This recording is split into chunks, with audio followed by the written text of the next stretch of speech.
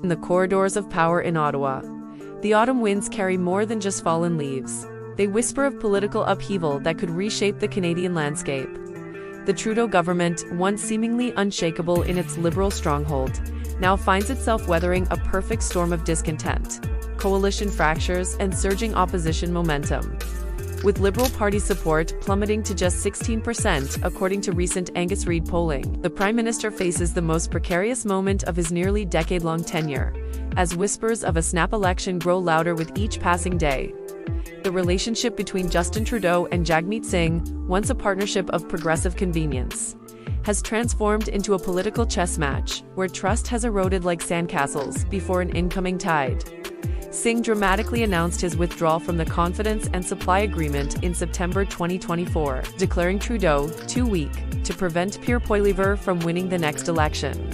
This political marriage, which had provided the Liberals with parliamentary stability since 2022, now resembles a bitter divorce proceeding.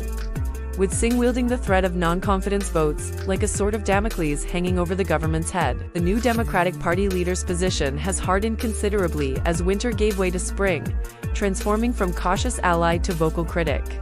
Singh's party has signaled its readiness to vote non-confidence if Trudeau has not stepped down by early 2025, creating an ultimatum that reverberates through every Liberal caucus meeting and strategy session. The healthcare reforms and housing initiatives that Singh has championed have become more than policy preferences. They have evolved into political litmus tests that could determine whether Canada heads to the polls months ahead of schedule.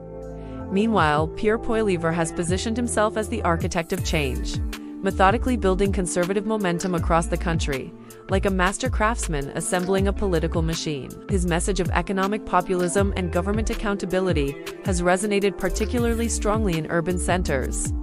Previously considered Liberal fortresses, the Conservative leader has consistently pressured Singh to abandon his arrangement with Trudeau, recognizing that an early election could capitalize on the government's current vulnerabilities and voter fatigue. With nearly a decade of Liberal rule, the political arithmetic tells a compelling story of shifting allegiances and calculated risks, with all three major opposition party leaders now calling for an early 2025 election. The parliamentary mathematics have become increasingly challenging for the Liberals. Each confidence vote becomes a high-stakes gamble. Each policy announcement scrutinized for its potential to either shore up support or trigger the government's downfall. The Bloc Québécois, ever the kingmaker in minority parliament scenarios, watches from the sidelines, ready to play the decisive role when the moment arrives.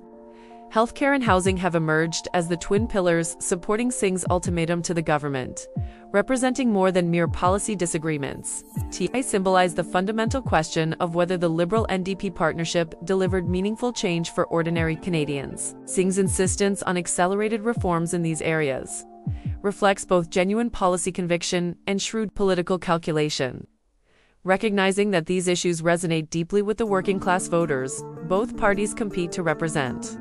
The urgency he demands on these files serves as both a policy roadmap and an election trigger, creating deadlines that could force political resolution. The Conservative surge in urban ridings represents perhaps the most significant shift in Canadian political geography in recent memory, challenging decades of conventional wisdom about electoral battlegrounds.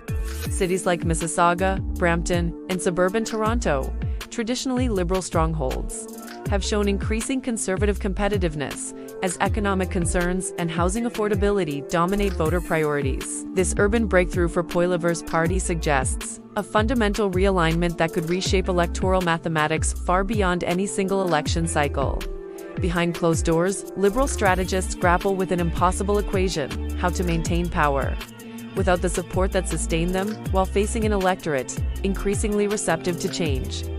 The party's internal debates have intensified, with some MPs quietly questioning whether clinging to power serves the party's long-term interests better than allowing for renewal through electoral defeat.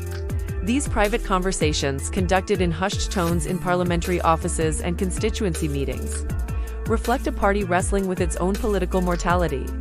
As autumn approaches, the political calendar becomes increasingly compressed, with each parliamentary sitting day potentially the last for the current government. The traditional rhythms of Canadian politics, budget cycles, throne speeches, and seasonal recesses, have been replaced by a state of perpetual election readiness. Campaign machinery sits poised on all sides, polling data is scrutinized hourly, and every public appearance by party leaders is analyzed for electoral significance. The stakes of this political drama extend far beyond partisan advantage, touching the very nature of Canadian governance in an era of minority parliaments and coalition politics.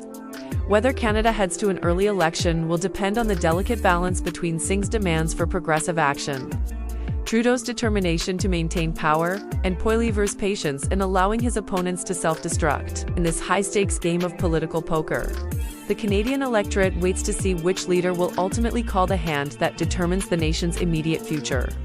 As we continue to navigate these turbulent political waters, one thing remains certain: the coming months will be pivotal in shaping Canada's political landscape for years to come. The decisions made by Trudeau, Singh, and Poilievre in the weeks ahead will not only determine when Canadians head to the polls, but also what kind of government emerges from the democratic process that follows. Whether you are witnessing the final chapter of the Trudeau era, or merely another dramatic twist in his political survival story, these are the moments that define nations and test the resilience of democratic institutions. Thank you for joining us on West is Best, as we unpack the complexities of Canadian federal politics. If you found this analysis insightful and want to stay informed about the latest developments in Canadian political drama, please consider subscribing to our channel and hitting that notification bell. Share this video with friends and family who care about the future direction of our country, and let us know in the comments below what you think will happen next in this unfolding political saga. Until next time, keep watching as the West continues to shape the political conversation that matters most to Canadians.